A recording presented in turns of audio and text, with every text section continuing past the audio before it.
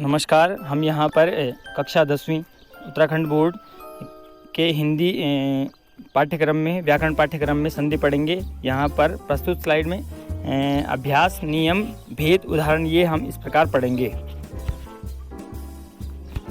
यहाँ पर कक्षा 10वीं का हिंदी का संपूर्ण पाठ्यक्रम दिया हुआ है और क्षितिज कृतिका, संस्कृत विनोदनी एवं जो व्याकरण संस्कृत व्याकरण होता है वो संपूर्ण पाठ्यक्रम प्रस्तुत फ़ोटो में दिया गया है, तो ये आप देख सकते हैं।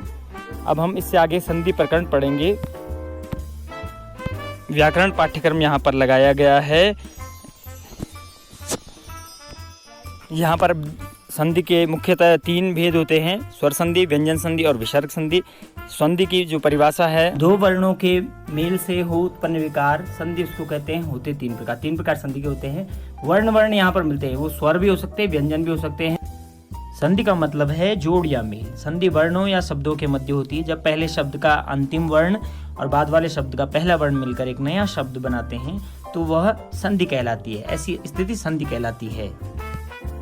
उदाहरण: ग्राम धन उदय। ग्राम में आ है, बाद में ऊ है, आ ऊ का ओ हो गया तो ग्रामोदय। ठीक है।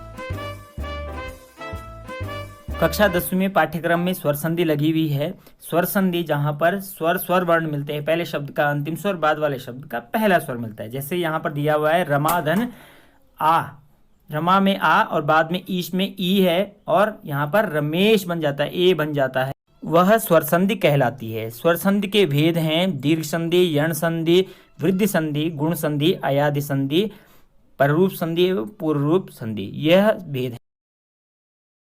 आगे संधि के कुछ उदाहरण देखते हैं। जैसे गण में आ, ईस में ई, तो आ और ई मिलाकर ए, तो गणेश। एक और उदाहरण हम यहाँ पर देखेंगे। सुधन आगतम, सु में ऊ है, बाद में आ है, तो आ और ऊ का मिलाकर के ऊ बन गया, तो ऊ के स्थान पर वा बन जाता है, तो स्वागतम हो गया है। यण संधि यहाँ पर हुई है। संधि के और उदाहरण आप स्वयं देखेंगे। नमस्कार। अब हम आगे जानेंगे यण संधि। यण संधि जो कि यण मतलब होता है, यण मतलब य व र ल। यहाँ पर ई की जगह पर या होता है, ऊ की जगह पर वा होता है एवं री की जगह पर रा और री की जगह पर ला होता है। ई और ऊ के उदाहरण ज़्यादातर मिलते हैं। प्रतिधन एक बराबर प्रत्येक, ई की जगह पर या हो जाता है। और उदाहरण आप नीचे देख सकते हैं। आइए अगली संधि पर चलते हैं। अगली संधि है अयादि संधि। अयादि संधि में ए की जगह पर आई होता है, ए की जगह पे आय होता है, ऊ की जगह पर औ होता है, औ की जगह पर आ होता है जब बाद में स्वर वर्ण हो। उदाहरण: ने धन अन्न, ने में ए है और बाद में तो ने ए की जगह पे आय हो गया तो नयन। गै धन अक गायक, पौ धन अक पौधन अन्न पवन, पौधन अक पावक। और उदाहरण आप स्वयं देखेंगे, इन उदाहरणों को समझेंगे। आइए अगली स्वर संधि पढ़ते हैं। दीर्घ संधि। दीर्घ में आ के बाद आ या आ के बाद बड़ा आ या आए तो बड़ा आ रह जाता है, ई के बाद ई रह जाती, ऊ के बाद ऊ रह जाती है। आप उदाहरण देख सकते हैं। सरल संधि है, अर्थात इसमें बड़े अक्षर आ, ई और ऊ बनते हैं। अब हम आगे बढ़ते हैं अगली संधि पर, वृद्धि संधि। इसका नियम लिखा है: आ या आ के बाद ए आए या आए आए तो आए ही रह जाता है, और आ या आ के बाद ओ या औ आवे तो औ ही है। आप उदाहरण देख सकते हैं। एक धन एकम, एक में आ पहले आया, बाद में ए आया तो ऐ बन गया, एक एकम।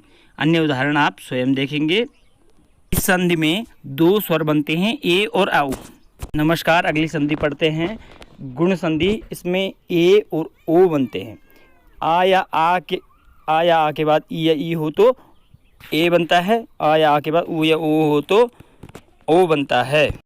उदाहरण: नर धन ईश, आ ई का ए बना नरेश। पूर्व रूप संधि। परधन उपकार में आ ऊ का ओ बना, यही इसके उदाहरण है। आ या आ आए तो ए ही ए, बाद में आए आ का एस की तरह एक निशान बन जाता है जिसको खंडाकार कहते हैं। ऐसे नीचे भी ओ के बाद आ या आए तो आ की जगह पे वही निशान बन जाता है इस संधि में। अब हम अंतिम संधि पढ़ेंगे, पररूप संधि। इसके ज़्यादा उदाहरण नहीं है, 2 ही उदाहरण हैं। आ के बाद ए आए तो ए हो जाता है, अ के बाद ओ आए तो ओ हो जाता है। प्रेजते उपस्थिति। केवल 2 उदाहरण हैं। धन्यवाद। अब आपको गृह कार्य दिया जा रहा है जो कि इस प्रकार से ये आप करेंगे सभी संधियाँ जो किसी में संधि विच्छेद है, किसी में संधि करनी है। ये 2 आपको दिए जा रहे हैं। सभी छात्र ये अभ्यास कार्य करेंगे और जो नहीं समझ में आ रहा वो पूछेंगे, साथ ही इनका उत्तर लिखकर दे देंगे। धन्यवाद।